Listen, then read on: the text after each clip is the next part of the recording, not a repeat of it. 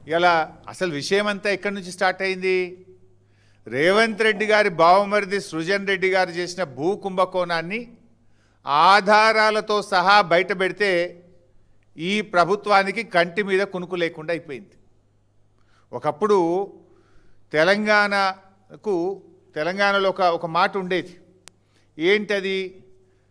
తెలంగాణ సిరులగని సింగరేణి, తెలంగాణ సిరులగని సింగరేణి అనేటువంటిది నాటి మాట. నేటి మాట ఏంది? సింగరేణి సృజన్ గని అనేది నేటి రేవంత్ మాట.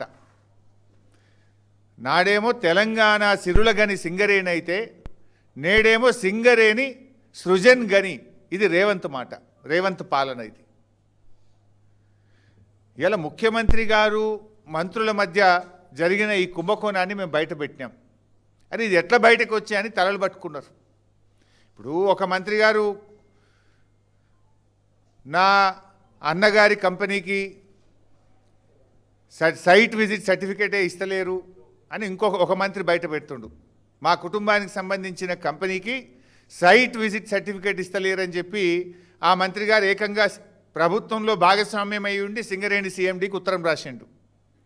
మా కుటుంబానికి సంబంధించిన కంపెనీకి మాకు ఎలిజిబిలిటీ ఉంది, అర్హత ఉంది, మొదటి నుంచి ఉన్నాం, మాకు సైట్ విజిట్ సర్టిఫికేట్ ఎందుకు ఇవ్వవు అని మంత్రే ఒక అధికారికి ఉత్తరం రాసిన పరిస్థితి. ఇది ఏమైపోయిందంటే మొత్తం ఈ వాటాల పంచాయతీ కాంగ్రెస్ పార్టీకి ఉరితాడుగా మారింది. ఇది మాకు ఉరితాడుగా మారిందని అర్థం చేసుకున్న రేవంత్ రెడ్డి ఈ సిట్టు పేరు మీద డైవర్షన్ పాలిటిక్స్ ఆడుతూ ఉన్నాడు.